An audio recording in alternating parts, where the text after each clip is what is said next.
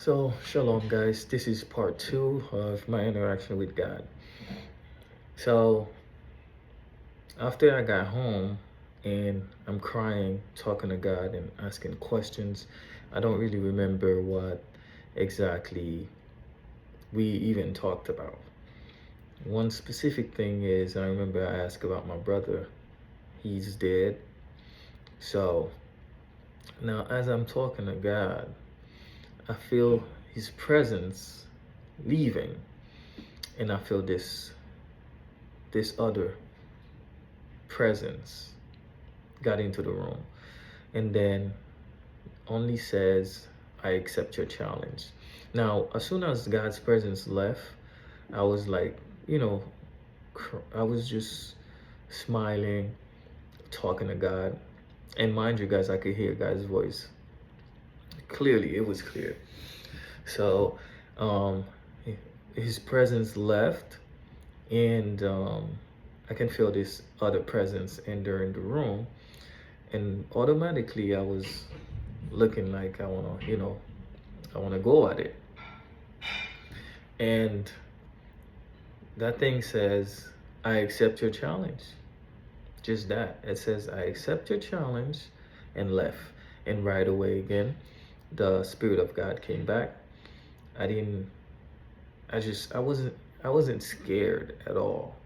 I wasn't scared. I didn't know that was the devil, but I knew that was not God. I knew that was not part of God at all, because my demeanor changed. I felt the presence of God leaving, and I felt that spirit coming in, and my demeanor changed. I knew unknowingly. That makes no sense, but that's how I can explain it. Like, I knew I was on auto defense, but I didn't know if that was the devil. But it was the devil. It came and said, I accept your challenge, and departed. And God's spirit came back. We talked. So I don't remember what happened after that night, but I'm trying to talk about other stuff that I remember. And mind you, all of this is happening. I wasn't thinking about writing anything down. I wasn't scared or anything. I had the spirit of God, so I'm like fearless, technically.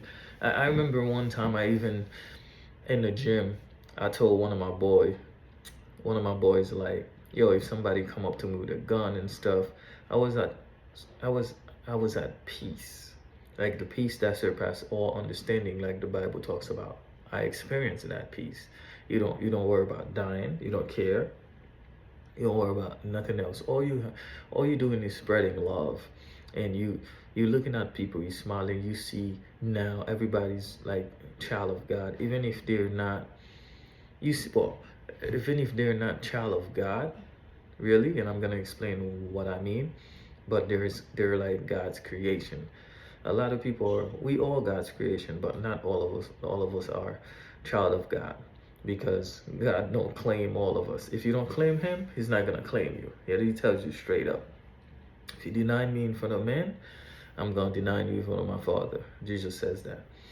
So, but I began to see everybody. Yo, I couldn't even kill one ant. I couldn't even kill bugs when I had God's presence filling filled me. I can tell you guys, just to be honest, I can tell that once I encountered God's spirit didn't leave me for probably like 3 months. For 3 months, I couldn't be tempted of nothing. And I'm serious. I couldn't be tempted of nothing. I'm not saying I was sinless for those 3 months. I'm not saying that. I can't say I wasn't. I cannot say I was not. But I can't say I was either. But if I were to lean towards something, I would say what I really truly remember was me not being able to be scared of anything. And what I mean by being scared of anything, I mean anything. I wasn't scared of nothing. I was not worried about anything. I was single at the time. I was not worried about women. I was not worried about anything but God. Anything but God. So I would go to the gym.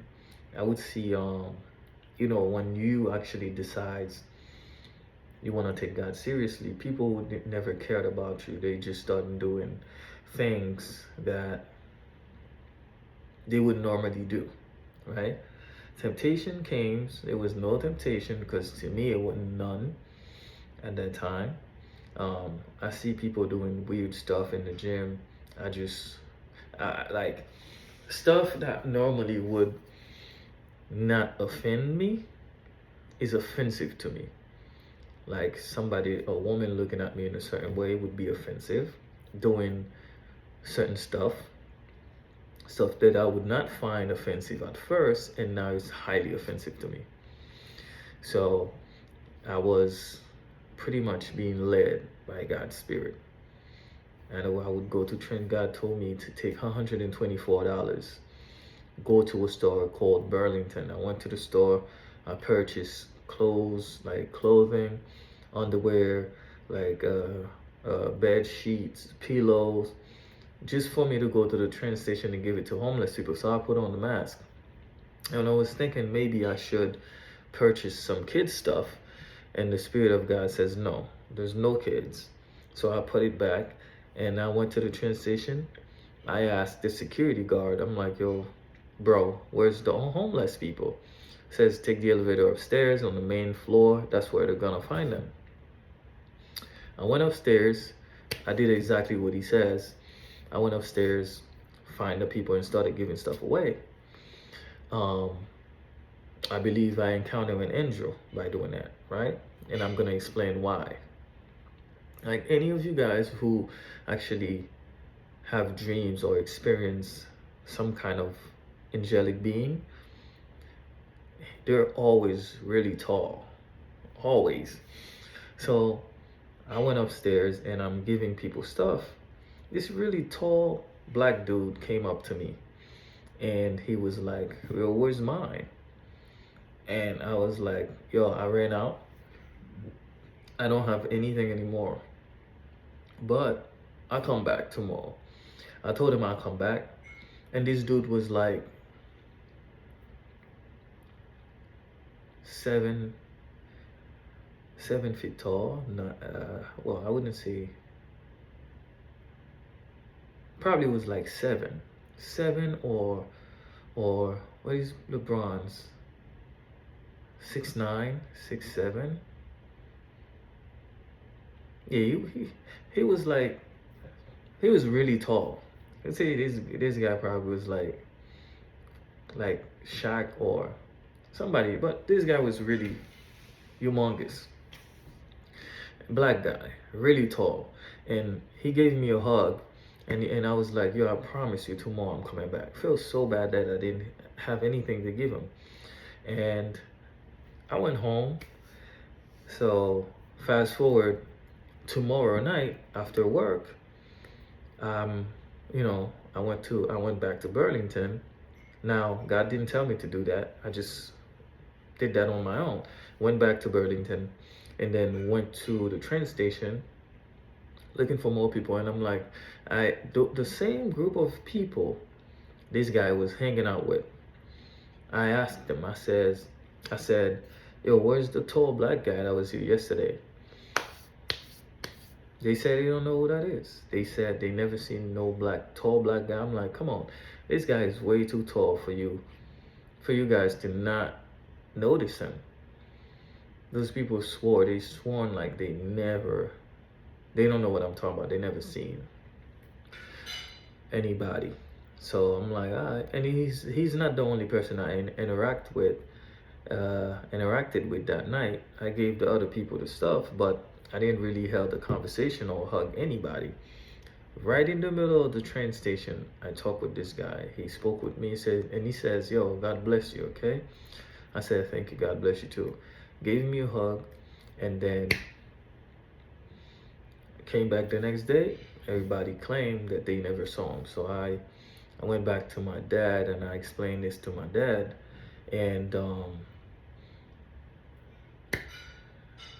Pop says he believed that was an angel, and I believe that was an angel as well because I've had other dreams that I've seen other people coming into me in my dreams that are really tall. So I will be talking about those in another video. Peace out.